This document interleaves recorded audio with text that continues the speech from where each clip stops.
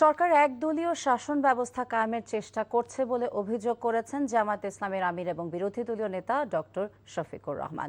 তিনি বলেন, একদলীয় শাসন প্রতিষ্ঠার লক্ষ্যে সিটি কর্পোরেশন এবং জেলা পরিষদ সহ বিভিন্ন দপ্তরে দলীয় লোকদের নিয়োগ দিচ্ছে সরকার। বিরোধী দলীয় নেতা আরও বলেন, ২৪শে জুলাইয়ের আন্দোলন এবং আত্মত্যাগের কারণেই ২০২৬ সালে একটি সুন্দর নির্বাচন অনুষ্ঠিত হয়েছে।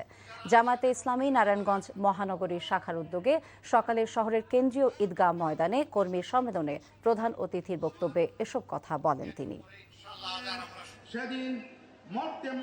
কেন্দ্রীয় ব্যাংকের গভর্নর নিয়োগ, ইসলামিক ব্যাংক সহ বিভিন্ন ব্যাংকের দিকে কালো হাত, বিশ্ববিদ্যালয়ের যোগ্য ভিসিদেরকে সরিয়ে দিয়ে দলের একান্ত অনুগত দলের কর্মীদেরকে ভিসি হিসাবে বসায় দেওয়া, জেলা পরিষদের মতো গুরুত্বপূর্ণ জায়গায় নিজেদের দলীয় ক্যাডার এবং নেতাদেরকে প্রশাসক হিসাবে বসিয়ে দেওয়া,